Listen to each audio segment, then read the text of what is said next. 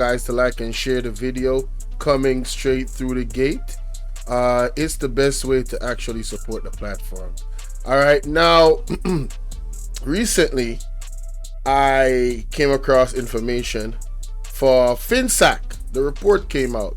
You guys remember the third party, the UIC, headed by Mr. Patterson, right? Now he has a lady that he interviewed that you're seeing on your screen right there, Miss Lola Baker, and her account of Finsac and what went down is kind of different. It is kind of different. I ain't even gonna lie to you. I just I kind of catch certain parts of this live, so it's new to me. This is a fresh reaction, but I definitely needed to highlight it. And stick around, ladies and gentlemen, because if time permits, I have to go over the speech of Mr. Number 28 and Nigel Clark. There was a lot of glazing going on in Parliament today. Just a lot of male glazing. It was kind of weird. What was happening? You heard narratives that does not really apply to what really going on in Jamaica and what is really happening with our economic situation. And I gotta point it out because it's cap. And we're not gonna just sit around and watch them lie to us and give Nigel Clark this kumbaya moment as if he just did the best thing for Jamaica and now he's gone. No, he is a house slave as far as I'm concerned. I've did a video on it already. He's a house slave. Ladies and gentlemen, yes, he is one of the house slaves. He's the house slave that sold out the field slave. Him and Andronis are both house slaves. And I stand on that. I stand on that. Ain't no way we're going to come out here and allow them to put out false narratives like they actually did something. They ain't do ish. All right. Now, for the people that want to support the platform monetarily, do remember that the donation link is pinned. Excuse me. At the top of the comment section. Yes, that's the way to donate to the platform. Please excuse me. It's been raining for 3 days straight in Jamaica. Lord have mercy. Woo!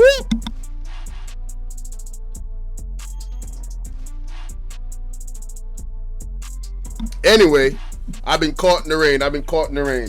In the nighttime too. It's really, really bad. Thank God I won't be doing a lot of talking today because I'll be doing a lot of listening. All right, so let's get into this, man. Of the Finsac experience. So it's not a joke matter. We must take it very seriously so that no government again gets to do this to us. And here's the sad part. They're doing it even today. As long as you have a non-transparent situation where a government can borrow and spend and hide what they have done and get away with it, you don't have good governance. So we must learn from Finsac and make sure that we hold government and politicians accountable. Let me go right away in welcoming to the stage Mrs. Yola Baker. How are you doing tonight, Mrs. Baker? I'm good, thank you. Thank you so much for joining us tonight. I really appreciate it. Before I watch a little, let our viewers watch a small clip to talk about the subject. Hey, I forgot to shout out Misha Poyes. Shout out to you, love. Good to see you. Welcome to the platform. For those that are in the bushes and you're not yet subbed up, what are you waiting on? Sub up, man. Hit the notification bell and click all. Okay, let's go. Just tell us briefly who is Yola Baker, a little bit about yourself. Okay, I spent 21 years living in the United States, and in 2008 I returned to Jamaica after my two daughters had graduated from college and about to branch off on their own. One of the times I was there, my husband said to me, "Can you come down to my office because some things are happening that I can't put my finger on, and I need you to look into my general ledger, my books, and see what's going on because I have funds coming in, yet my checks are bouncing all over the place." So I went down to his office and talking to his bookkeeper there, and he was in construction. He has done a lot of the big buildings in Kingston, the Mutual Life building, Lasco. He has done construction in Jamaica for 52 years. So in the construction industry, he was one of the seniors.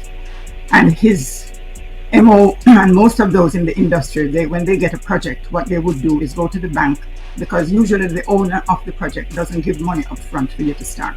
So the contractor has to do this. So you go to the bank with the contract once you've gotten it.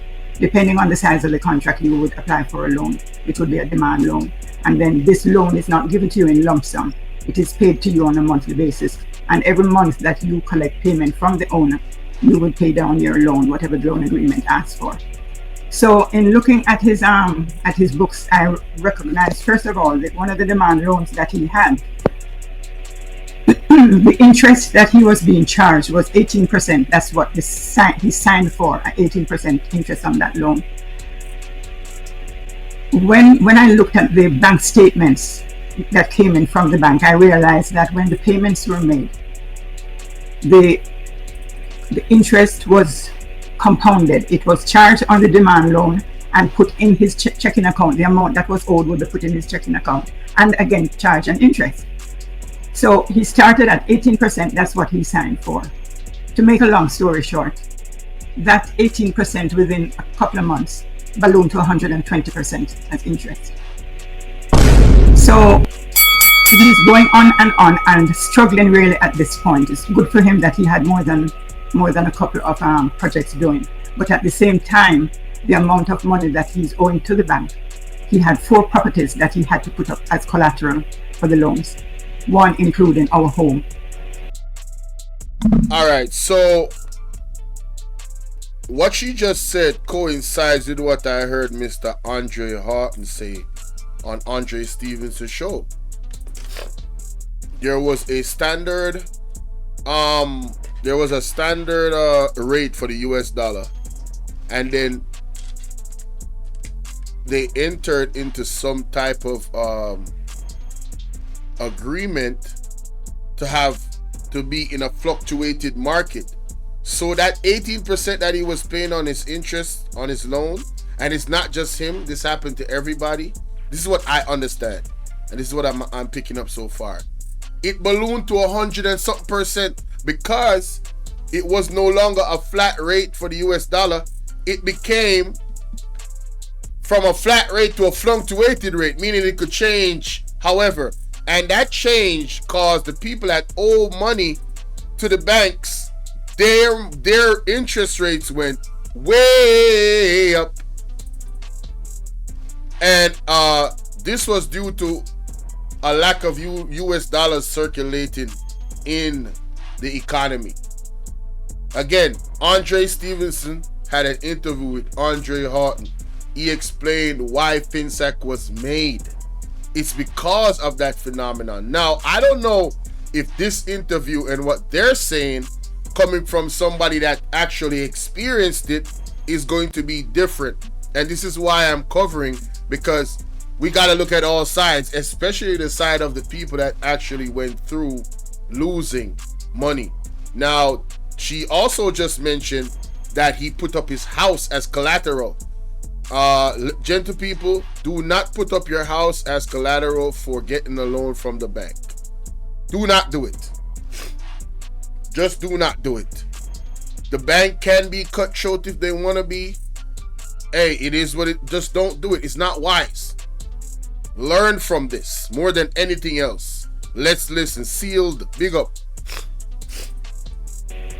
An apartment complex and 2 pieces of land up in the top of Stony Hill. I don't remember the area's name. Anyhow, long and short of it is, in him talking to other members of the construction industry has an association called the Master Builders Association. Most of the big contractors are members of the Master Builders Association. So in speaking to them, they all realized they were having the same problems. All of them were having the same problems with their loans. So he's writing to the bank to see why is it the interest rate is jumping so high, and nobody has said, not even the bank manager called to say, well, this is what is happening. And when he went into the bank manager one day, in talking to her, she literally, she didn't want to tell him, but she had to tell him what was happening is that there was a run on the banks and they're making arrangement to sell their debts to an overseas entity, which eventually is what happened. And the first overseas entity was Dennis Jocelyn. Dennis Jocelyn was just a debt collector. So he came to Jamaica, see what was happening. Arrangements were made with the Ministry of Finance and the government, and the PNP was in at the time, and that they would take over collections. What we didn't know, that there were so many loans, it was several persons whose loans had ballooned so high that they had reached the point where they just could not afford it, and they could not understand why, because nobody would explain. Well, his bank manager told him, listen, off the record, I'm telling you this, your loan has been passed to a company. Because Dennis Jocelyn formed a company in Jamaica and in Texas called Bolo Bank. Bolo Bank was not a bank. It was a collection agency. That's number one. In the United States, it is illegal for a collection agency to charge interest on any loan or any debt. It is illegal. So Omar Davis went ahead and changed the Money Lending Act, affording them the opportunity to charge interest in Jamaica. Then Dennis. Whoa, wait, what? Whoa. What the hell? Hold up. Oh my God, no way. Hold up. Omar Davis did what? And this is all allegations. This is all alleged. Alright, I'm not no finance guru. And I did not listen to this interview. I just flipped through. Listen, I caught parts of it. I did not hear this. So, it is illegal to do that in America, but Omar Davis afforded them the opportunity to raise the interest rate. I would love for Omar Davis to come out and actually answer to this and give a good reason why. Explain to us if this is true. I'm going to replay it because that's very interesting. That's very interesting. Formed a company in Jamaica and in Texas called Bolo Bank. Bolo Bank was not a bank. It was a collection agency. That's number one. In the United States, it is illegal for a collection agency to charge interest on any loan or any debt. It is illegal. So Omar Davis went ahead and changed the Money Lending Act, affording them the opportunity to charge interest in Jamaica. Then Dennis Jocelyn died, and they... Did you hear that? Damn. For a collection agency to charge interest on any loan or any debt. It is illegal. So Omar Davis went ahead and changed the Money Lending Act, affording them the opportunity to charge interest in Jamaica. I gotta Google that. Yeah, I gotta Google that. I have to Google that. And Omar Davis changed Money Lending Act. Omar Davis changed the Money Lending Act. Costly decision, lead stories. When was this? This was October 18, 2024. Finsac Inquired Archives revealed Davis admitted Patterson administration ignored advice amid the 1990s financial crisis. What does that even mean? They ignored advice. So they got advice, ignored it. Okay. Cleaning up after Omar Davis. This was 2019. Let me share the screen so you guys can see what I'm looking at, because I really want to make sure that I get to the bottom of this. Guys, please share the live. Share the live. It says here, about a year after PJ Patterson had boasted to thousands of cheering PNP supporters in 1995 that he was bidding goodbye to the IMF. Blah blah blah blah blah. Finance Minister Dr. Omar Davis finance demonstrate pegged.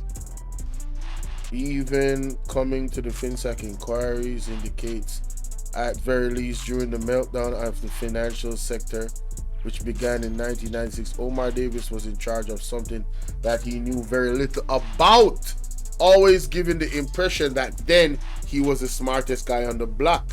He was, while giving evidence at the inquiry,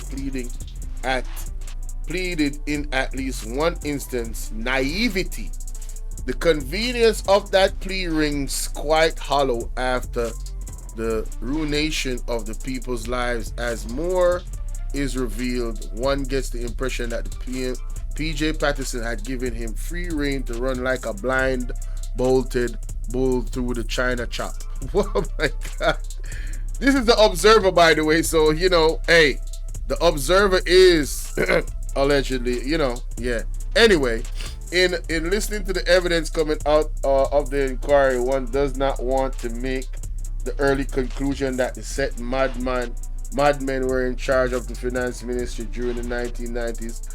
But if this claim cannot be made, we are forced to admit that maybe they were either incompetent of their objectives or were quite narrow and sinister, known only to a select few huddled between closed doors. A connection has never been made between the IMF disengagement in 19... I want to know about this act. Omar Davis during the 1990s were train wreck set on a pad. This is just bashing. I want details, man. I want specifics. I want to know specifically about what this lady just said. That's what I want to know. See? Go back. Lord have mercy. Why is this? Why is it doing this to me right now? Thank you.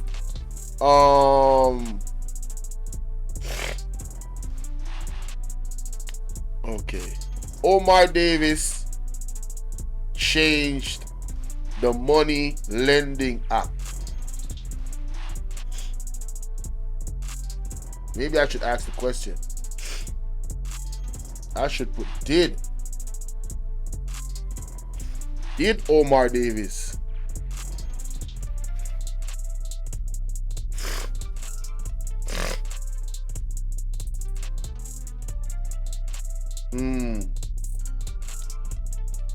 well, I don't know if he did, but Doctor has been hailed for strengthening the regulation of the financial sector improvement. So I'm just gonna lean towards the lady is right. Too well bison rhino brave. What? Huh? Okay. Yeah. I'm just gonna lean towards that she actually is correct. And I'm gonna assume that she is. That he changed this act. And not making any excuses for him, but maybe he didn't know what the hell he was doing. That could be a possibility from what I just read a while ago, because that's the claim that the Observer is making, that he made some decisions and him and PJ Patterson did not heed to some financial advice that they were given. Unfortunately, if that is true, there's people that suffer immensely, and this lady right here is telling that story. So let's go. Let's take it back a little bit. Collection agency. Off the record, I'm telling you this, your loan has been passed to a company. Because Dennis Jocelyn formed a company in Jamaica and in Texas called Beal Bank. Beal Bank was not a bank. It was a collection agency. That's number one. In the United States, it is illegal for a collection agency to charge interest on any loan or any debt. It is illegal. So Omar Davis went ahead and changed the Money Lending Act, affording them the opportunity to charge interest in Jamaica. Then Dennis Jocelyn died, and they reformed the company as Jamaica Redevelopment Foundation, and Jason Rudd is the person out of the United States who now heads Jamaica Redevelopment Foundation. So all our assets were basically turned over to them. Who did that? Who turned over the asset? The banks or the government? The banks turned over the assets to, well, the Minister of Finance formed two companies, Finsac and Refin Trust. Finsac is who purchased, which is only words, because they didn't pay money, the debts from the banks. And the insurance companies as well who was in trouble. So once those debts were passed over to them, unknown to us, the bank, the business person, the debtors, we had no idea. We are getting letters now from Jamaica Redevelopment basically telling us that they owe our debts and this is what you need to pay now. It's Redevelopment Foundation or Redevelopment? Jamaica Redevelopment Foundation. Why that name? I don't know, because they're not a foundation in the true sense of the word foundation. Can I ask you a question, just for the clarity of our viewers? So we have the government on the one hand, we have the debtors, that's persons who borrowed money, and you have the bank. So three Right. groups, right? Right. The debtors borrowed money from the banks.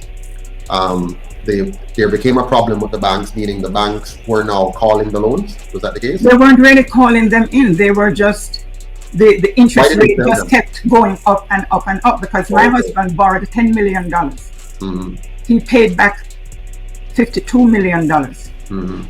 His interest rate when he signed the loan was 18%. Mm-hmm. Within months, his interest rate was 120%. So he borrowed at 10%, and every time he gets a new statement, he's seeing a new rate. A little bit more. Yeah. Emotional damage. 6 months to 12 months, it's now 120%. Exactly. Okay. And it just came out now. The banks are not dealing with you now because your debt's gone to Jamaica Redevelopment. So if you go to the bank,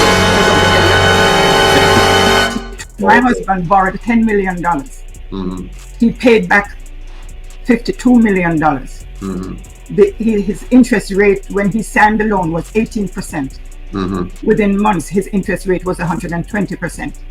So he borrowed at 10%, and every time he gets a new statement, he's seeing a new rate. A little bit more.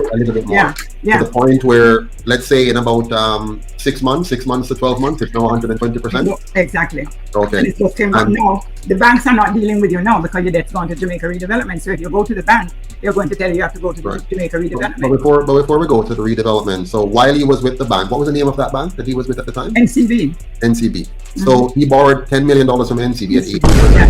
Within 6 to 12 months, it has gone to. It can't be a coincidence. The same NCB, where we are here with the stories about the same NCB where people are come on social media talk about over the years. Am I same NCB? Somebody in that chat. Oh no, tell me if me correct. Me not gonna say it out loud, but I the same NCB where people are come on social media a ball about them can't find this and then can't find that and they miss this and they miss that. Are the same bank there? Ladies and gentlemen. Something not right, my wisdom warriors. Something is not right. Tell about them. I know, so me I gonna call it like it is, you know. If what this lady is saying is true, all lies will be exposed. That's all. I see one. And anyone who takes that the wrong way, know why they take it the wrong way. So while he was with the bank, what was the name of that bank that he was with at the time? NCB. Mm-hmm. So he borrowed $10 million from NCB at 18%. Yeah. Within 6 to 12 months, it has gone to 120% incrementally. 120%. He would have paid, you said at that point, $55 million? Yeah, $52 million. $52 million. And then at that point, go ahead. And by the time he's getting a letter from Jamaica Redevelopment now, his interest is 120%. So he now owes $87 million. Okay, so without from control, $10 million, he paid 52, and he now owes 87. 87. But follow me for a second here. So while he was paying this and watching the interest rate going up and trying to get answers, they were busy selling the debt to the Jamaica Redevelopment Fund without him knowing. Without us knowing anything. So he finds out eventually that now. Eventually, and then that was when we made the decision, and with him talking to his fellow construction people at the Master Builders, we decided to form the Finsac Association. Got it. So follow me here. So when he finally realizes now that his debt is now owned by the Jamaica Redevelopment Foundation and no longer by NCB, that's where he realized there's a serious problem, and you guys decide you're going to try to fight this by forming the Finsac Association. Right. Okay, got it. So we formed the Finsac Association, and an attorney, David Wong-Ken, who was an attorney in Jamaica then, also was Finsac, and he got in touch with us and decided to represent, well, not really represent us, but he gave us a room and sorry about that, people. I have to touch that box. Saying this and watching the interest rate going up and trying to get answers, they were busy selling the debt to the Jamaica Redevelopment Fund without him knowing. Without us knowing anything. So he finds out eventually that now. And then that was when we made the decision, and with him talking to his fellow construction people at the Master Builders, we decided to form the Finsac Association. Got it. So follow me here. So when he finally realizes now that his debt is now owned by the Jamaica Redevelopment Foundation and no longer by NCB, That's where he realized there's a serious problem, and you guys Exactly. decided you're going to try to fight this by forming the Finsac Association. Right, Okay, got it. So we formed the Finsac Association, and an attorney, David Wong Ken, who was an attorney in Jamaica then, also was Finsac, and he got in touch with us and decided to represent, well, not really represent us, but he gave us a room in his office where we could operate as the association. What's his name? He gave us a room at his office. What was his name? David Wong Ken. David Wong Ken. Is that a white-looking fellow? He's short, half Chinese, Okay, I think I see him in one of the videos. A very articulate young man, right? Who could clearly, but he did not really. Probably you're talking about Kent Gammon, because David Wong Ken. David Wong Ken didn't really spend much time. What he did was gave us a room in his office and advised us legally what we needed to do or not do. One of the first things that we did was that he gave us a form letter that we would send to Jamaica Redevelopment asking for a statement of accounts. So let's get personal for a second now. How did this affect your family and your business? Just you personally, at the time when you were now moving from a $10 million loan becoming $2 million, becoming 87,000. It's just struggling, and now trying as best you can to save your house. Because your house was a collateral as well. One of the collateral. So you had 4 different collaterals. You have 3 properties. Right. That's a part of the whole project and other things, plus your house that was put up as collateral. And by the way, most small business and startups, because of the nature of financing in Jamaica, uses their home as a collateral. As a collateral, yeah. That's normal. That's very normal. It's a risk that you take, but it's not unusual to do that. No, it's not. It's not unusual, but it should not be something I recommend that you do ever again. It shouldn't be the norm anymore. Alright, guys? I still stand on that. It should not be. Given what we've seen happen to these people in this era right here, we should not make the same mistakes that they made and go out of our way and put up our house or our land and stuff like that to borrow money. I don't recommend we do that. Nah, not anymore. Unusual is for you to get a loan that within months move from 18% to 120%. That is unusual. What did cause that? What was causing this high interest rate? Well, nobody could explain to us. Nobody could or would explain to us what was happening.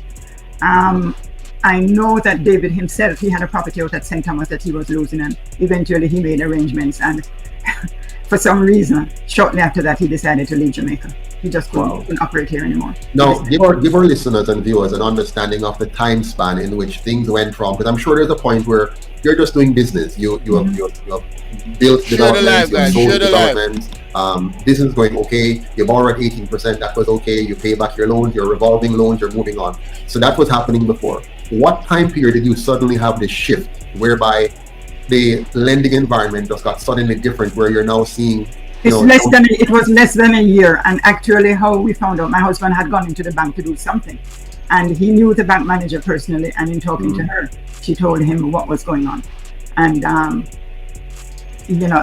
she wasn't supposed to have, but she did, because it's somebody he knew personally, and she explained to him what was going on and that she no longer had control over anything that was going on. It was now in the hands of the government. Right. Yeah. So what was going on? What is it that was happening? Why would Jamaica suddenly move from a situation where you, a small business owner, as an 18% loan, and it's now jumping up to 120%? What was going on? What was the reason for this? Well, at that time, we really didn't know.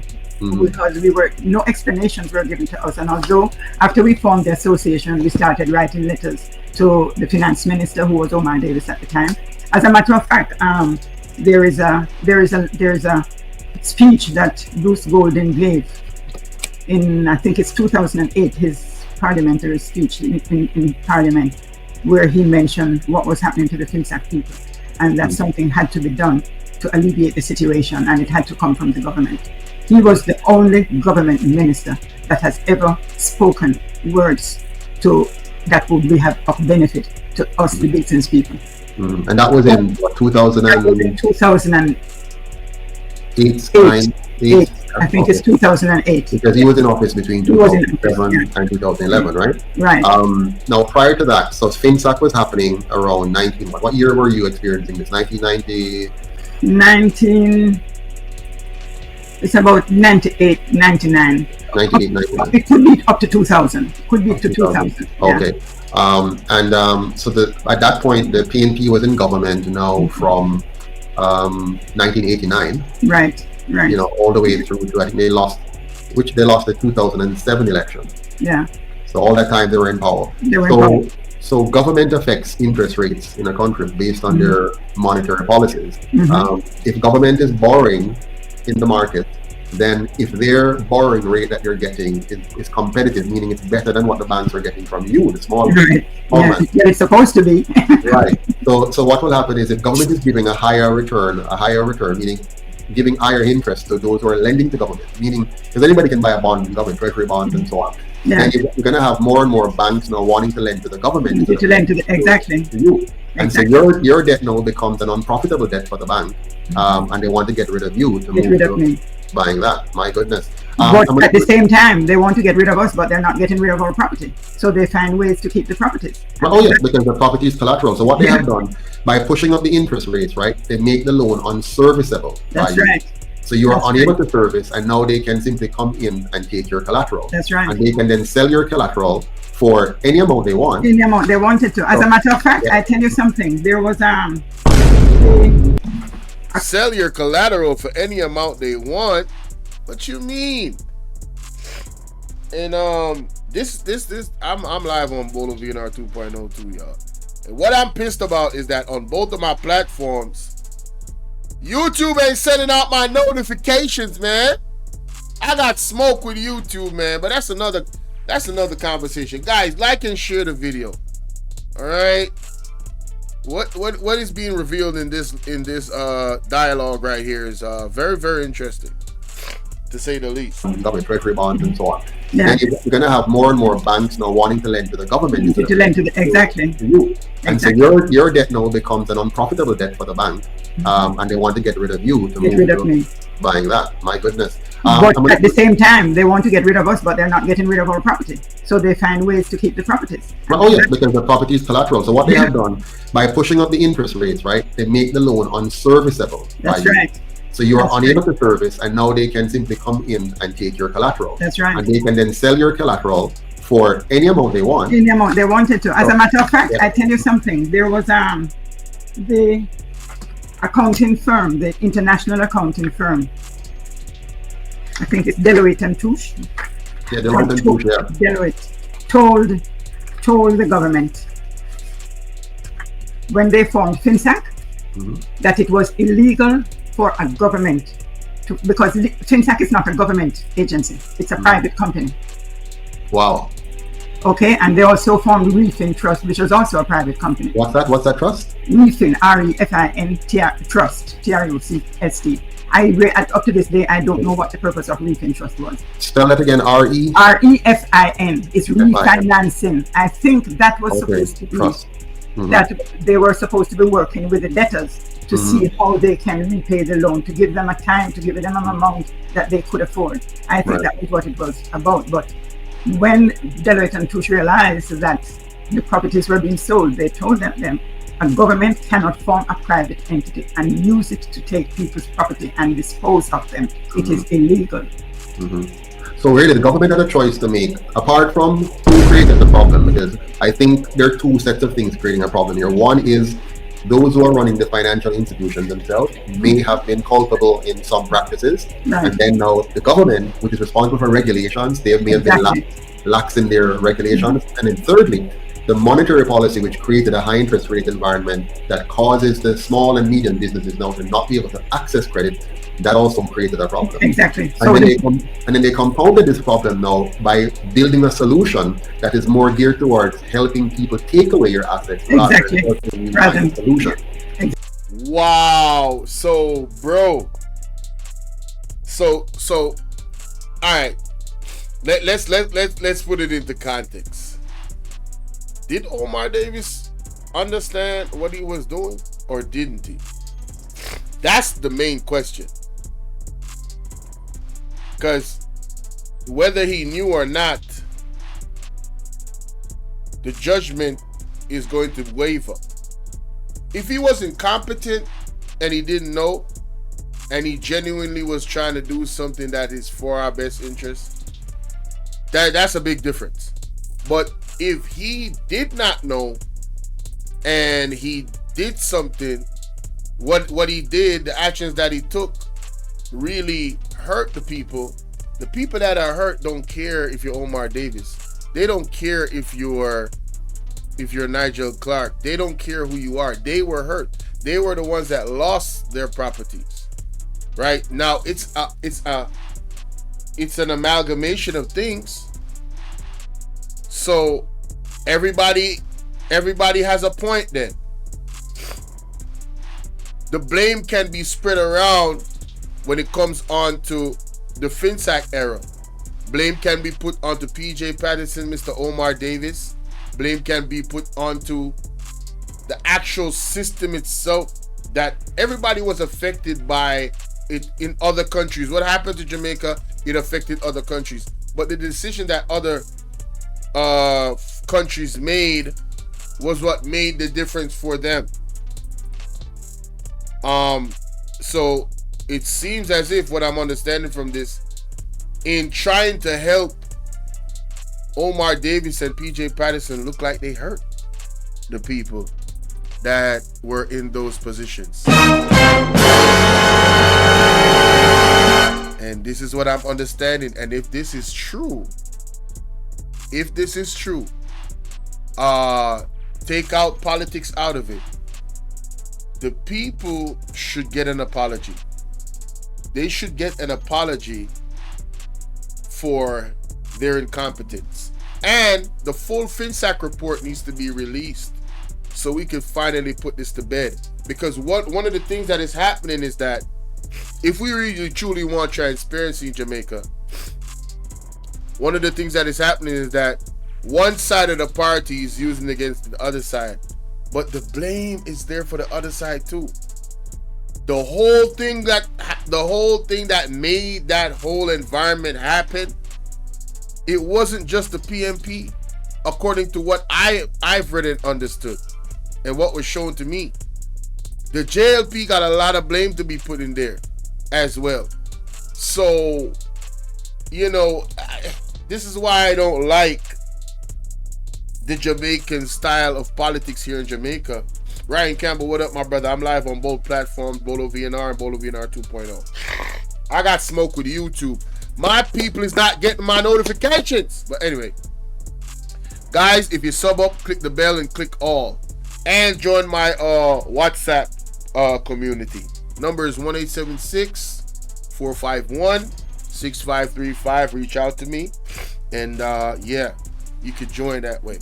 Hit the like button, for crying out loud. That helps as well. So other people, it can reach their algorithm. And thanks in advance for doing so. The ones that do, or the ones that do after I remind them. All of you, once you do it, thank you. But anyway, yeah, that's the situation with Finsac from what I'm understanding already. Let's play some more. Exactly. Yeah. You hit the nail on the head.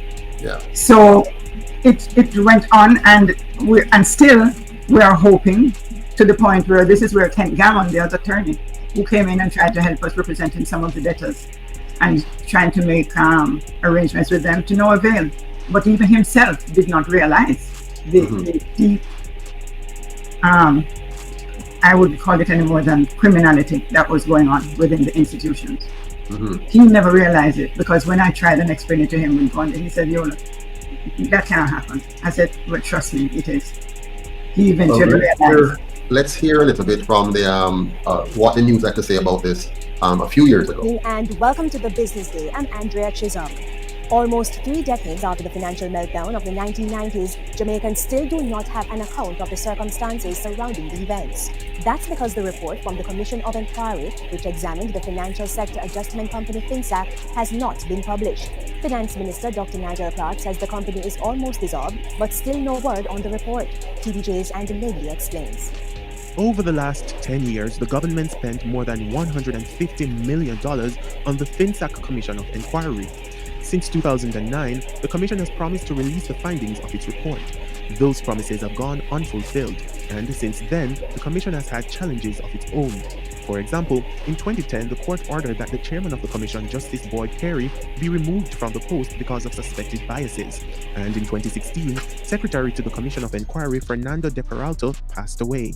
Now, despite failing to deliver year after year, the government continued to pump money into the inquiry. And now this. Over 12 months ago, we had a send-off for the board of Finsac. It was reduced to, I think, at that time, it had 2 staff members or 1 staff member. So Finsac is virtually wound up. But still no report. When quizzed about the long-awaited report, the finance minister had this to say. Jamaica definitely needs an account of that period of time. We've had stops and starts. We had commissioners pass away, and so forth. We have allocated money, and report hasn't come. So the government is considering the best way to ensure that Jamaican people at least get the information that was obtained during the course of the Commission's hearing. And once we determine what the best way for that to happen is, we'll make that public. So still no idea when the report will be made public, despite Audley Shaw, when he was finance minister on his return to office in 2016, making a promise to do so after none was released during the last PMP administration from 2012 to early 2016. And while the nation is left to wait, members of the private sector believe the lengthy delay may be a result of damning findings which the government is reluctant to release. Are we as a country ready to have a truth and reconciliation moment for what we all collectively did and what we allowed policymakers to get away with? Because they got away with murder. I think maybe it could be fair of what is included in a report like that. I feel as if sometimes as a country, we sometimes need, to hear the truth, but we don't know how to handle the truth. So sometimes things take time, and people are afraid to say certain things because of the reaction. The Finsac Commission of Inquiry was set up in 2008 to consider the cause of the financial meltdown of the 1990s. The commission was tasked with reviewing the operations of Finsac in relation to delinquent borrowers. This is to determine if the borrowers were treated fairly in the sale and disposal of their assets. Andrew Laidley, TVJ News.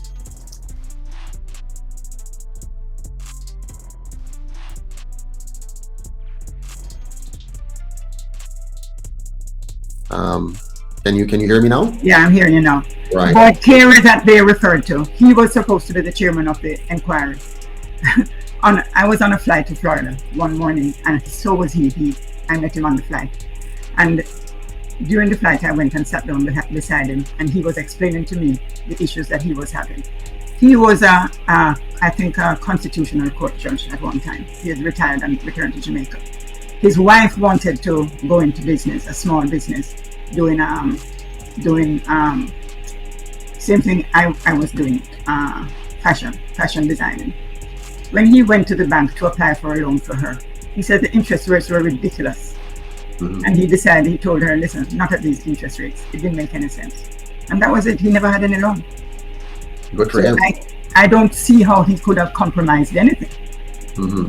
Well, maybe he was too unbiased. Because if you're unbiased, you're going to compromise the corruption. But Mr. Patterson, I tell you something. When I listened to that and what Dr. Clark had to say, somewhere along the line and early in the story is the fact that all those government ministers, PNP, JLP, had no intention of that report coming out. That's the part of it. How you doing, Miss Chicago? I'm live over by Bolo V&R as well. That's the part of it right there. Bams, baby, what's up? Don't know what to make of this, Bolo. See, this is what you call all sides of the story. We have heard from the JLP, we have heard from the PMP, and now we're hearing from the people of Jamaica, a victim of Finsac. So, my conclusion already to this interview is that no party involved is blameless. The financial sector, there was a meltdown and it happened to everywhere. But I also have to say that the reaction, although it was said it was done in a way that they were trying to save these people, to hold on to what they have. The intentions was good. However, the decision that she's talking about, where he changed the Lending Act and made something that was illegal in the States legal in Jamaica, that part right there, whether you want to say he was ignorant and he was naive, he still got to take the L. That's Mr. Omar Davis. He still got to take the L if that's true. He got to take the L. It doesn't matter if your intentions were good. With something so important as holding on to people's property, if you don't have the knowledge, why didn't you and Mr. Patterson take the advice of the financial entities that was giving you advice? According to an article that I just read from the Observer, you guys got advice and didn't take it in that time. Why didn't you take it? And if I'm conflating anything and mixing anything up, I'm more than welcome to invite Mr. Omar Davis on the platform to, ask him some questions from us normal citizens of Jamaica. And if you would so oblige, hey, I'd be excited, and I'm sure the citizens of Jamaica would be as well. So I would love to stretch that invite out. Hey, as a matter of fact, I would love to have Mr. Omar Davis, Mr. Patterson, and Mr. Mark Golden on the platform at the very same time, discussing this situation. Not quarreling, not doing a bidding to try and win the next election. I want an honest conversation about Finsac and the report and the people that actually suffered from those things. And I have to give Mr. Patterson a little bit of pushback. Although he says putting up your house was a normal thing, normal doesn't mean wise or right. You know what I'm saying? You know what I mean? I want to ask Mr. Patterson a question. Well, Mr. Patterson is not here. I'm just doing a reaction. But what question would you like to ask him? You know what I'm saying? Yeah, I would love to have all three of those men. Wagwan Christopher, big up. I would love to have all three of those men. No, I'm not gonna listen. I could not stand Andrew Holness on my platform. I'm gonna be honest with you. Although I'm a journalist and I'm supposed to be a professional, I'm a human being. I can't be a hypocrite. I don't trust that person. I don't trust anything about their organization, the individuals that are associated with him. I don't trust nothing about them. So I could not in good faith invite the devil on my platform. I'm sorry. And I do see him as the devil because he's working for the devil allegedly. All right, the beast system that they're trying to put in place, this digital, all fully digital stuff. Pay attention, ladies and gentlemen. Go watch my video that I posted, my live that I did this morning with Mr. Shuttleworth. He was dropping them gems and them bombs on us. All right, go watch that video with Mr. Shuttleworth. All right, the Apostle Jeffrey Shuttleworth. I did a live this morning on Bolo V&R 2.0. Go check it out. All right, let's continue. Last term of Dr. Ordeshaw's ministry at Ministry of Finance, I used to visit with him occasionally down here to see how things are going, and he said things were going on well.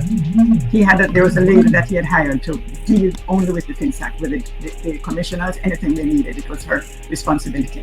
And this September, the October, the November, the December, I visited Ordeshaw's office, and the last thing he told me was that the report was almost on the way to the Governor General for him to take it to Parliament. By January, I hear Ordeshaw left that post. Where is the report? How can you spend? This is so typical of government. How can you spend over $150 million over two administrations and tell the Jamaican people you don't have a report for them? Let me tell you why, Mr. Patterson. I'm going to read a letter, the same letter on my Inspector Gordon letterhead. There is a letterhead. Yes. So I'm not making up anything. Hold it up again so we can see it. Hold it fully in the screen. Fully there. Up a little bit more. Up some more. There we go. My Inspectors and Gordon. Go ahead now. Read it. It is a letter written to Errol Campbell, who was manager at Finsac, and signed by no less than Mrs. Sandra Minor Phillips, who was wife of Dr. Peter Phillips, who was the Minister of Finance. Sorry, so, Mrs. Phillips, what's her role in this? She is the Miles Fletcher Gordon is the firm that they represent Jamaica Redevelopment Foundation. Got it. So watch me carefully. Finsac is a PNP creation. The law firm representing them is the representative from that law firm is the wife of the finance minister. Yeah.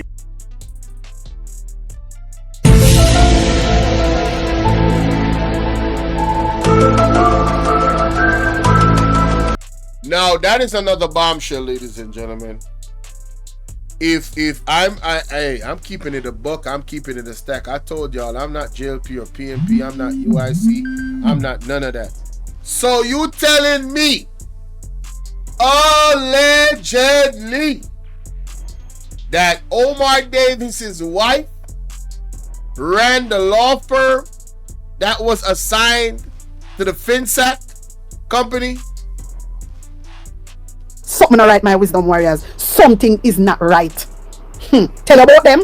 Something ain't right, bro. That is a conflict of interest. I'm keeping it a stack. That is a conflict of interest. All right? Ain't no way, bro. Ain't no way. I'm sorry, bro. If I can praise, I could damn near criticize. And I'm keeping it a stack. That is not Peter Phillips, I said? Hold on, wait, let me listen to that again. Let me get that straight again. And signed by no less than Mrs. Sandra Minor Phillips, who was wife of Dr. Peter Phillips, who was the Minister of Finance. Oh. Sorry, so Mrs. Phillips, what's her role in this? She is the Miles Fletcher Gordon is the firm that they represent Jamaica Redevelopment Foundation. Got it. So watch me carefully. Finsac is a PNP creation. Right. The law firm representing them is the representative from that law firm is the wife of the finance minister. Yes. of Jamaica. Yes. And the manager of Finsac, who was the manager? So the law firm representing them is the wife of the finance minister. And what else? Finsac? Errol Campbell. Errol Campbell. Okay. Yeah. Do you know his affiliation? Do you know what else was no, he was put in charge of managing the whole Finsac. He was managing Finsac to see it. All right, so that is still a conflict of interest. Peter Phillips' wife is the one that run the firm that actually is assigned to Finsac. That is a conflict of interest. We have to keep it as stuck. It is the nepotism, the cronism, the blurring of the lines. You know, it's just, it seems like Jamaica has been operating this way for a very, very long time.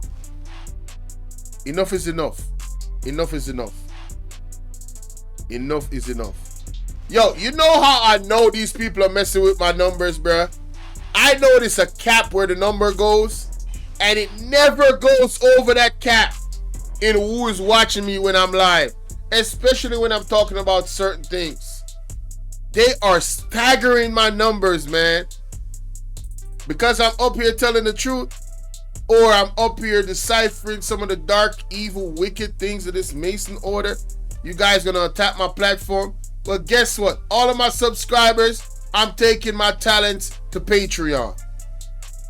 I cannot operate on YouTube and speak the truth on YouTube without getting shadow banned. I'm taking my talents to Patreon, and $10 a month. Hey, you see the amount of content I put out on a daily. So $10 a month ain't nothing. $10 a month. I'm putting out my Patreon. Every live stream I do between now and December, I will be advertising my Patreon. This is ridiculous. And for everybody that's listening to me, right, that really support the platform, the Patreon link is coming, man. I'm gonna put it on all of my channels. Alright? And one of the best things that you can do to make sure that these wicked, evil corporations don't stagger people like me on this app Yeah, you gotta have our number, our email, all of that. Reach out to me on WhatsApp, 1-876-451-6535. This is ridiculous. How are my numbers growing? I got 7,000 subs, bruh. And no matter when I go live, I can't see over 200 people in the chat. Come on, man. Stop playing, bro. Stop playing. It's at that point now where I know y'all is messing with me. I know y'all is messing with me, bruh. And for the people that watch me, stop hiding in the bushes. All right? Let YouTube know that you're real people. Stay typing in the chat. Okay? Stay typing in the chat. Stay typing in the chat. It helps the algorithm of the video. And I'm sorry I'm going off on a tangent, man, but they really be pissing me off, man. I ain't lying. They really be suppressing my numbers, bro. I'll be putting out videos and I don't see 1,000 likes on them, and I'm like 1,000 views on it. And I'm like, huh? What? Huh? That should be the standard now. All of my videos should have 1,000 views at least. 1,000 views with 7,000 people on the platform? Come on, man. Stop playing with me, man. Stop playing with my channel. The cooperation. The beast. The beast. Stop playing with my platform, the beast. The beast system. Because we telling the people no to NIDS. The beast system. Stop playing with my platform, bruh. Yeah, I got smoke with the beast. How you doing, Miss Collins? I got smoke with the beast, man. I'm live on both my platforms right now that's monetized. I got smoke with the beast. Stop playing with my platform, bruh. Yeah, this is not just, I'm not just blowing hot air. This is facts. Y'all is messing with my platform, bruh. This shit crazy, bro. That the loans, whatever needed to be done. Where's he from? Hey, was he a part of it? Patreon is right there, you heard? How you doing, Miss Genesis? Miss Genesis jumping on the other one. The Patreon is right there, baby. I'm doing $10 a month on the Patreon. That's where I'm gonna take my content, bro. I'm gonna give you guys fluff on here, just fluff. No hardcore reasoning. I'm just gonna give you guys fluff on YouTube. Because YouTube is not a space, apparently, right, where you can speak the unadulterated truth. Right? It's all what the system wants people to think and not the truth. It's all narratives that they want you. They just want you to be a part of the go along, get along gang. Well, guess what? I'm not designed like that, bruh. I'm not. And this is why I stopped doing YouTube the first time. I don't like lies, and I'm not gonna promulgate lies. And if I made a mistake about something and put out something that is not accurate, I'll be the first one to come up here and apologize that, listen, I was in error and I apologize, and this is what it really is. And I am not one of those persons that is going to argue facts and evidence. Remember the other day when I came out with the Finsac report? You see what I'm reviewing right now? This lady's testimony of that.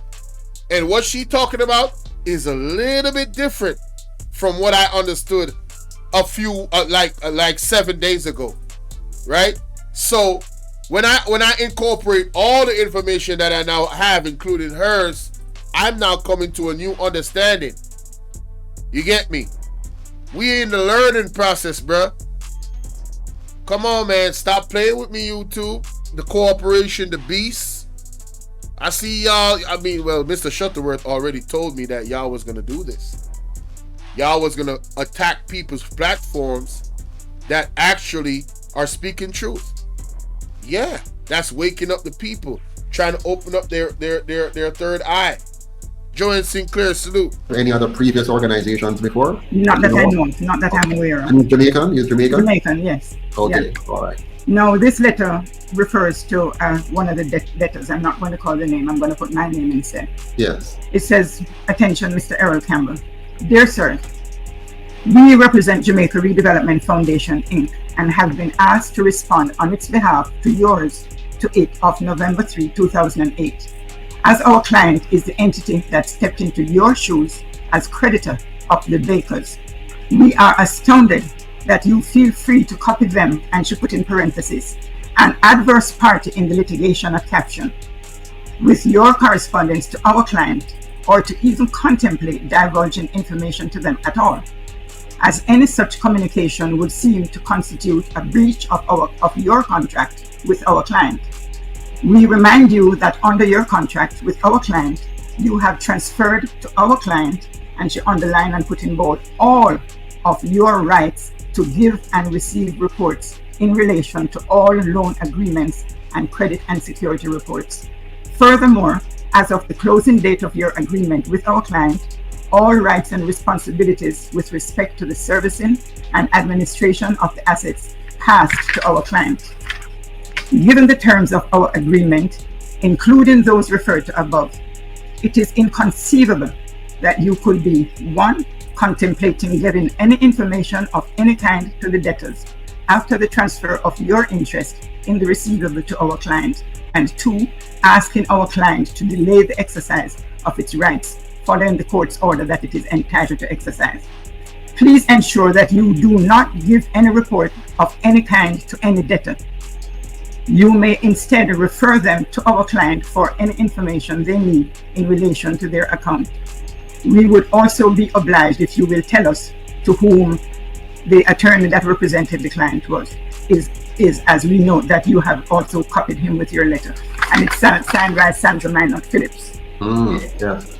So just to be clear, Ms. Phillips was representing Jamaica Redevelopment Foundation. Right. And who is the client she's speaking about? So well, it's one of the debtors. No, the client that she's speaking is Jamaica Redevelopment Foundation. And he's writing to a debtor, to one of the debtors. Yeah, apparently one of the debtors must have been, Errol Campbell is the manager at Finsac. The person must have gone into him to discuss making arrangements for her loan. Right. So and the manager of Finsac, she's saying, does not have the right to communicate anything to the debtor. Because Jamaica Redevelopment Foundation, which is not Jamaican, by the way, is now the owner of the assets in question, and have taken over the file in question, the debt in question. So they're saying there should be no consultation between the debtor and Finsac's management. That's right. The debtor must come directly to Jamaica Redevelopment Foundation, and Jamaica Redevelopment will make whatever arrangements. Well, one of the thing about it is that, hey, I'm not gonna lie, that sounds crazy as hell. No contact between the debtor and Finsac, only this entity called the Jamaica what? Refin, RIREFIN. That's crazy, bro. How would the debtor even know that they need to go to the Jamaica Redevelopment Foundation? Right. Because the debtor was not formally informed that the debts have been taken over. Exactly. They just find out along the way. Along the way, yeah. So this is the way. So the government really doesn't have no respect at all for the citizens of the No, they don't. They sold your assets, and not even a courtesy of letting you know that they're about to sell the assets, or B, that they have sold the assets. They just sell it and it's done. Wow. In the agreement that the Jamaica government made with Jamaica Redevelopment Foundation, in this agreement, there's a clause that stipulates that any debtor who files suit against Jamaica Redevelopment, the Jamaican taxpayers would pay the legal cost of Jamaica Redevelopment Foundation. I wonder if people understand this. So what they have done, the agreement between the government, and they always do this, the agreement between the government and this so-called Jamaica Redevelopment Foundation, foreign debt collector, right? Foreign debt collector. Is that the Jamaican people will not have any legal recourse against the Jamaica Redevelopment Foundation, and if there's any kind of legal action, the taxpayers of Jamaica will pay for it.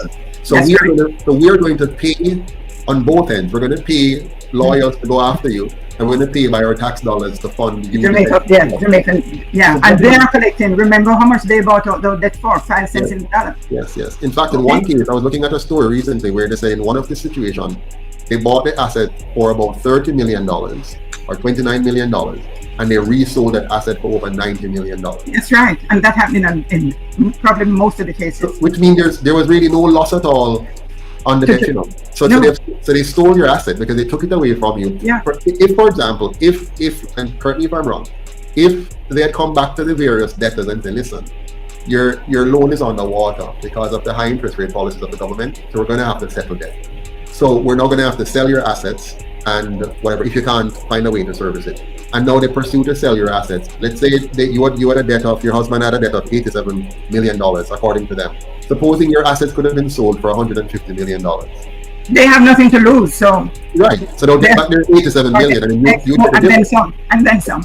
But what I'm saying is, if they had done it the proper way, let's say they did it, they had to sell it because you can't service the debt. And not with Jamaica Redevelopment, meaning our government using a proper facility, not a fake, not getting an outsider to do this, and sell your assets properly on the open market for, let's say, an $87 million property, it's sold for $120 million, for argument's sake. Pay off the debt of $87 million, and you don't get the difference. But right? let me tell you something. Let me address that. There were several debtors. My husband was one of them who could have sold his property for more, and they refused it. Exactly. Yo, I ain't gonna lie, man. This whole situation is ridiculous. At this point, what is being explained here is wow. You know what I'm saying? Coming from the people that actually it happened to, their experience, that's wild. That's wild. I ain't even gonna cap. But let me know what y'all think, man, so far, man. Well, how long I've been on here? An hour and 11 minutes? Okay, cool. I heard that. There are many persons who could have you could have settled your debt properly. As a matter of fact, given the level of the collateral, all they have to do is to restructure the debt. Not even Just simply say, listen, we can restructure it. So we're going to increase the length of the loan period and cut the interest accordingly, so that nobody loses. The bank doesn't lose, and you come out, over time, right? So, but they wouldn't do that because they had a plan. The plan was to steal the Jamaicans. And you tell me, and people who do that belong in jail, and on top of it, Dr. Clark turn around and don't even address the debtors, the common decency. I'm going to read you some of the events that took place with debtors, what they went through. There was a gentleman in Mandeville. He had his loan with Workers Bank. When Finsac hit him, his doctor told him he should not go to the inquiry because his heart can't deal with it. He came one day. His name was Harold Ramsey. Mr. Ramsey was customer of the year for 2 years straight in his bank. The bank manager told him if it wasn't for his account, the bank would have gone under long ago. Mr. Harold Ramsey, he lost 17 properties. Wow. 17 properties. I have a letter here that I had written to Prime Minister Andrew Holness on behalf of Mr. Ramsey. I have just recently received certain documents from Mrs. Ramsey regarding her husband's business debt with Workers Savings and Loan Bank, and I attach herewith records that were obtained from the bank showing 3 current accounts as follows. And I list the numbers on the accounts. On the first account, it clearly states there was apparently no agreement for this account. Short-term credit was extended for good customer relationship. Also, at the bottom of the page of this account, it had note, this charge was contrived by debiting the account one day and crediting the following day for the same amount. What does the word contrive mean? You either fabricate, or you plan, or you scheme to defraud. Note also, computed rates per annum for interest charge was 176.83%. Wow. On the second account, interest amounts January 1995 through December 1996 total $7.9 million. On the third account, interest amounts from January 1995 through December 1996 total $9.2 million. I know as a fact from one of the titles Mr. Ramsey showed me prior to his death, where $126 million was fraudulently registered on said title, totally unknown to him.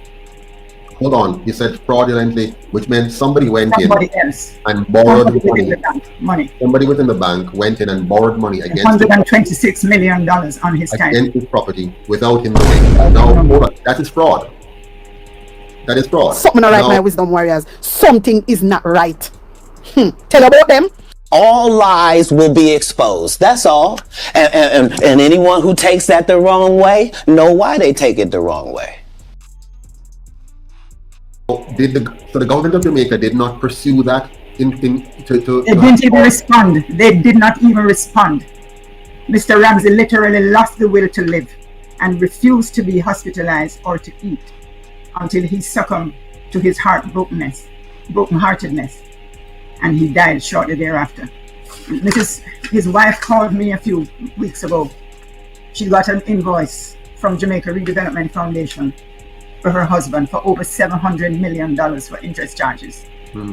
But here's the key thing. I mean, the interest charges, that alone, by the way, Jamaica has laws about how much interest we can charge, right? And the interest rate is a maximum of 20%. But did you know that they exempt the big banks from that? Only if me and you lend each other money, they are so ridiculous. But if they're even going to exempt the bill banks, they don't exempt Jamaica Redevelopment Foundation. No. Jamaica Redevelopment Foundation is writing her this letter. Oh, yes. How much you owe. So our government doesn't work for us, and I keep saying that over and over. So here, what they should have done, what you're telling me now, there were fraud involved, meaning within the bank itself, there was fraud involved, and none of those people have gone to jail. And when you aid and abet fraud, exactly, you're just as guilty. Exactly. So every one of those people in the House of Parliament, as far as I'm concerned, they're criminals. Yes. And they have sat on this for years. And the reason why we don't get a report is because they don't want all of it to come out in a contextualized way. They want it to be shadowy, shady, unclear. Just like the Integrity Commission's report right now on the Prime Minister. They keep all of these things muddled so that we can cuss in public. We can cuss in public and have innuendos, and the Prime Minister of today can get up and say all kinds of things as if he has righteous indignation against all of this, when he is culpable. He's a part of it. And then they benefited too, because I remember one Sunday afternoon, before they threw us out of our house, a friend of my husband called him and asked him if he was Finsac, and he said yes. But why you ask? Because this young man was at a house that very Sunday evening where there were government ministers with the properties, they're selecting which properties they want. Yes, because let me explain this to people. What was going on here now? Now you have a situation where operating through a fraudulent entity called Finsac, a private entity, pretending to be a public entity, right? Now getting power to go and seize people's assets and then deciding to sell these assets to whomever they please, at whatever discounted rate they please. They can come. Let's say Joseph Patterson was around at the time, because I was a young man then, with no assets. But let's say I was like your husband and you and had good assets that we've built up over many years of our hard work. They could say, "Me no like you, me no." So you have a debt now that is caught up in this thing, right? We don't like you because they are trying to build UIC or whatever the case may be. We could just simply know, let's go after him, because when I went and borrowed the money at 18%, believing I'm borrowing from a normal bank with normal procedures and I would have normal years to pay off my debt. Now it's suddenly come to 120%. I can't service that anymore. I'm in trouble. They just come in now and just buy up my debt. Properties, but you don't even know sometimes. You don't know who buy yours. You don't know because they're not buying it. They're not buying the person who bought always had political affiliation. Remember, they're not buying it from you, the debtor. They're buying it from the bank that is now in trouble, right? So they come in and they take over your debt from the bank, buy it, they claim, but it's really confiscating it. And then now they say, listen, we're going to sell this debt of Miss Baker to somebody else, whoever that is, who gets it for pennies on the dollar. So the debt might be worth $1 and they get it for 5 cents. All right, so a lot of the things now, when I really listen to the reasoning, it really puts things into context. And I don't want to say much, right? I want to hear from you guys in the comment section. What does this, and I would love for Mystic Sensation to do a reaction to this. I would love for Mystic Sensation, my general. He is an investigator, right? Would I love for a finance? Would I love for? We just want this put to rest. I want us to have open and transparent and honest dialogue about Finsac. We want to have, and I don't know if we can have it. Is it that what we as the people are the 70? I am part of the 70% that not vote, that don't vote, right? Is it that we the people, that is the 70%, have it right all along? That the JLP and the PMP is not too different from each other, and in some cases they cover them one another asses, right? Them are play this game as if them against each other. And I'm not talking about in recent times. I think in recent times the energy towards each other is more real than it was back in the day. I think back in the day them did really like sit down and have dinner with one another and be cordial and them something. I think now, even the other day when Andrew Willis never got to Mark Golden mother funeral, I mean, that was disgraceful. I think there's a real bad energy between the entities them now in the PMP and the JLP. I think there's a small difference from now and then. Not a big difference, you know. A small difference, a difference enough. I still hold to that. Right? However, we need to be honest about the Finsac situation. The Jamaican people, I believe, should be them need to apologize to them. Both parties need to apologize to them for the contribution that they made in these people's suffering. Whether it was them designing it in a way for them to actually help, you know, the intentions or whatever the case might be, but the reality that it boiled down to had persons still bitter from that time till now. And you can clearly see that this lady is not bitter, but she is definitely not happy with what was done to her husband and her in that time. And listening to what she's saying and the evidence that she's coming with, from a consumer perspective, who in the world can blame her? Tell me one sensible person that can blame her. Oh, not gonna blame her. This have nothing to do with PMP and JLP. She abon the two of them. Two of them she abon. Two of them she abon. What you mean no sound? What you mean by no sound? No sound?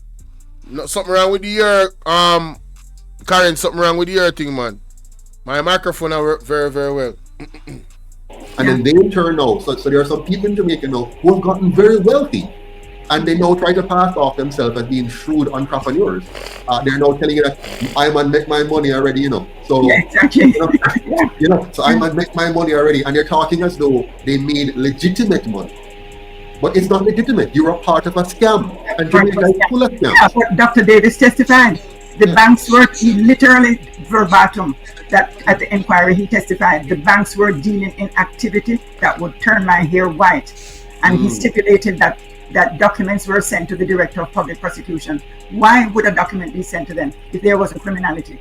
And what became of those documents? Oh, that's a good question. That's a good question. That's a very good question. Why would documents be sent to the DPP if there wasn't any criminal activity? Let's play that back. Let's play that back. Let's play that Dr. back. Davis testified. The banks were literally verbatim. That at the inquiry he testified, the banks were dealing in activity that would turn my hair white, and he stipulated that documents were sent to the Director of Public Prosecution. Why would a document be sent to them if there wasn't criminality? And what became of those documents that went to the DPP? What happened after that? So right now, while they're dropping words on each other, right? Each of them drop words on each other. They're really colluding. The two parties are colluding to deny the Jamaican people access to information, and they're now putting out half-baked, incomplete, convoluted information to once again divide the people. Because what happened, you have PNP blame GLP and GLP blame PNP. I have to admit,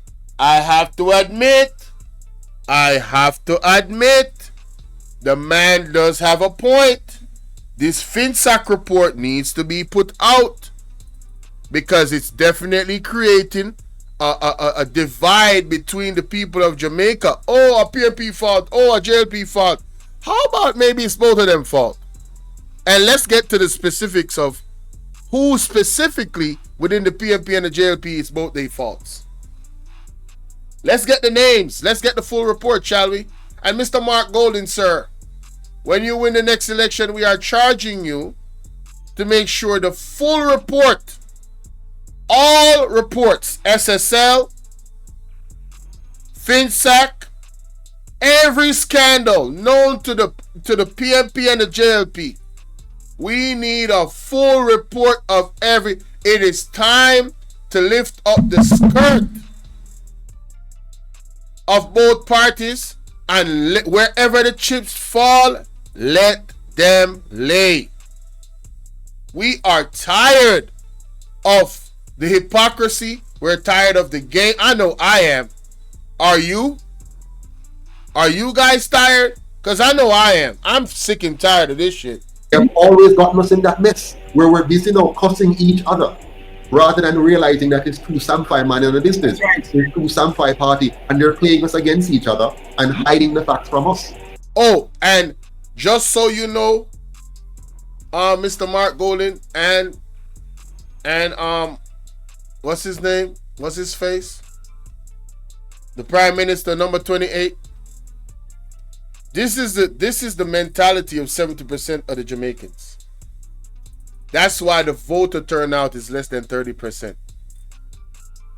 God help you too, both you parties, if that 70% wakes up and votes for the UIC. God help you. God help you. It's going to be over for both of you. I'm telling you right now, it's going to be over for both of you. Real talk. I ain't lying. I am not lying.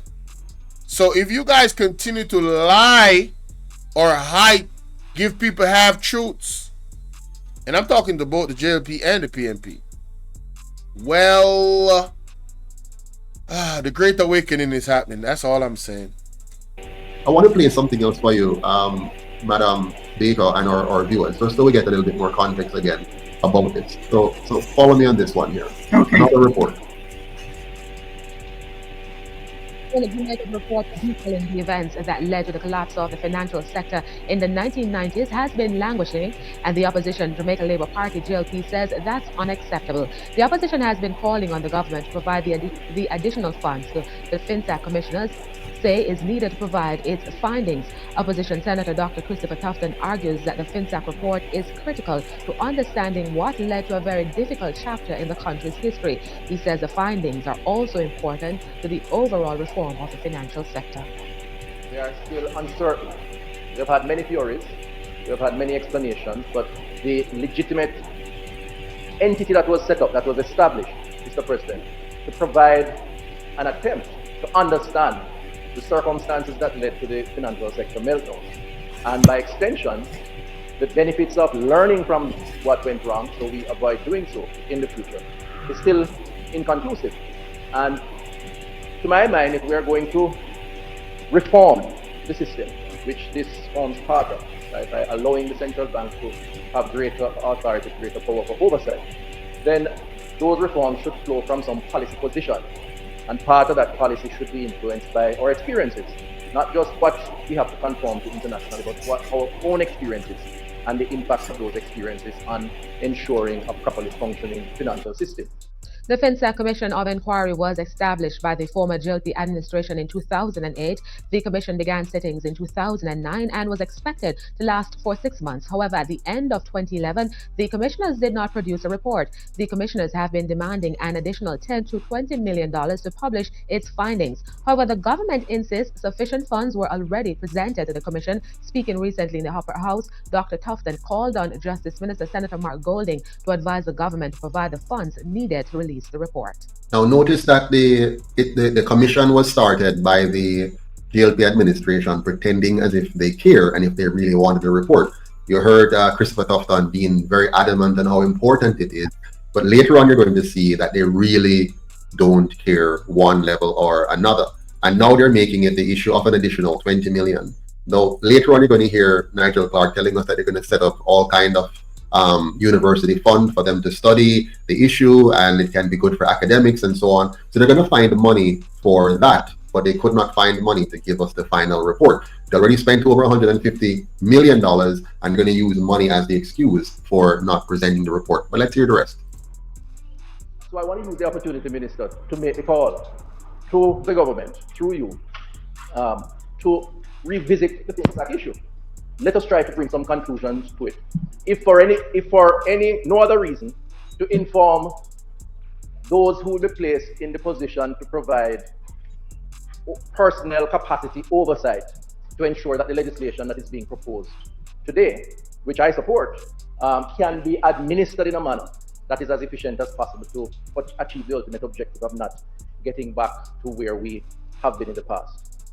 In response, Justice Minister Senator Mark Golding conceded that it's unfortunate that the Finsac report is not completed. It is very unfortunate what has happened in relation to that Finsac inquiry. The commissioners were engaged, contracted, and have been paid. A great deal of time was spent, testimony was given, but they have not produced a report. And they have been arguing that more funds should be made available for that purpose. The Ministry of Finance has been seized with that issue. Some effort was made towards offering some support, but not additional remuneration. And that was not acceptable to the commissioners, and they are no longer seized with the matter. So that has been a very disappointing outcome. However, he maintains that the country has learned significant lessons from the 1990s financial meltdown. It is a fallacy to suggest that lessons have not been learned by the experience of the 1990s. Indeed, the emergence of Jamaica's current regulatory framework is largely based on the experience learned from that period. By the way, he's the one that influences the regulatory framework. He's the one that actually advised the government on setting up Finsac and other things like that. You notice he can't even look straight up and speak powerfully because he knows that he's culpable in the matter. But let's continue. That period has been extensively studied by the persons who are involved in it from the regulatory point of view and academia. A lot has been written on it. Yeah, so that's more than enough to hear. Whoops. Sorry, one second. Your voice was gone. Go ahead. Okay. The only politician when Bruce Golding was in. Guys, hit the like button. Because we had meetings with when David Wonken was assisting us with Daryl Bars, different people in the different parties who promised that they would help. And there was a particular JLP minister that was about to buy one of the homes. And my understanding is that Bruce Golding called him and said, listen, you can't do that. Do not do it. It doesn't look good. And the person who was building the home, his mother was living in Trenchtown, and he bought the property up in Cherry Gardens to bring his mother out of Trenchtown. And from what I understand, the politicians got helicopter driving over because they wouldn't let him in to look at their house. And it came out in the Sunday Gleaner one Sunday morning, and the writer of the article, I think, went to the gentleman, and he said he was not the one buying the house, his wife was. I mean, it's unbelievable. Yo, that not funny still, but you know when things just, and I do it all the time. I'll be listening to stuff and and I'll be talking and then I'll be remembering things and it just boils my blood and I just laugh. I'm like, yo, John, he didn't buy it, his wife did. Wow. You don't see the conflict of interest, sir? You know, I tell you, one of the bad thing about this, one of the women who was literally thrown out of her house. Actually, she was a head of the JTA in Jamaica for years and taught at different high schools. The woman, 81 years old, she taught Dr. Peter Phillips, and they threw her out of her house. What? 81 years old. 81 years old. What? And by the way, I heard Omar Davis make statements that you know, persons from the JLP side had come to him while the whole thing was going on and beg for special treatment, beg for special arrangements for their loans and for their properties and for their assets. So the connected few were bailed out from either side. And I remember Ronnie Thwaites, correct me if I'm wrong, I think it's Ronnie Thwaites who said that this whole Finsac, this whole Finsac thing, said Ronnie Thwaites, was the... Hey, mommy got documentation. Yeah, she got documentation, bro. So the PNP and the JLP, man, y'all can't tell me nothing. I don't want to hear it from either side right now. Yeah, I'm in my feelings right now. That's my feelings. Facts and evidence, however, I want to have a discussion. 81 years old, bro. 81 years old. 81 years old. And you kick her out. Ladies and gentlemen, I'm going to take this opportunity to say this. And I'm going to go. I'm going to leave it right there. You guys need to go watch this full interview on UIC. UIC Jamaica. Yeah, y'all need to go sub up. Alright? Y'all need to go sub up. I am going to copy the link. And I'm going to drop it in the chat. Alright? Y'all need to go sub up, man. That's the link I just dropped. Let me say this, ladies and gentlemen. As a community, black people, African, whether you want to call yourself maroon, melanated, I don't want to say melanated, man, black folk, alright? Black folk, we are the ones that are behind the totem pole in financial literacy. We need to start pooling our resources together, teaming up, right? Having people from our community that are actually I would love for Mystic to review this. Somebody can go in this chat and say, Mystic, Bolo is asking you to review the video of Mr. Patterson on the UIC interviewing the lady about Finsac. I would love for him to go over this video. But anyway, we need to increase our knowledge of finances and economic literacy and all of that. The reason why I say that, if we were so educated, there's no way a lady at 81 years old could lose her property to anything. I don't think y'all heard me though. I said, I don't think if we are financially literate, we would find ways. Give me a second.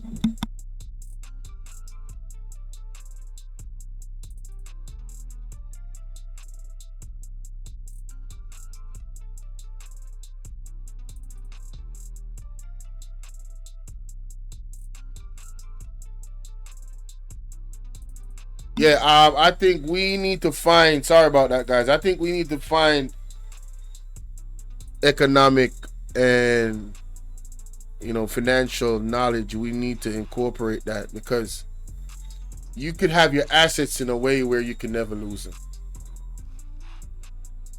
You know what I'm saying? And you would not have to borrow funds on the back of assets for you to ever lose them like that. So you could have trust funds, security and generational wealth passed down. Every time somebody passes away in the family becomes 10 times richer, passing down to the next generation. This is literally how the Rock Brothers and all of them did it. Literally, the evidence of that is out there for us. The model is there to follow. We need to stop playing and we need to start putting in that work. You feel me? however long we have on this earth, however long the system is where we can play fair and legally and do things the right way, whoop. You know what I'm saying? All that good stuff. We need to take full advantage of it, but we gotta be educated, man. We gotta be educated, you know. And maybe if the Finsac, and I'm not blaming the victims, I'm putting it on everybody. Oh Lord. Alright guys, my internet is going to die. Goodbye. Gots to go. Lordy. Man.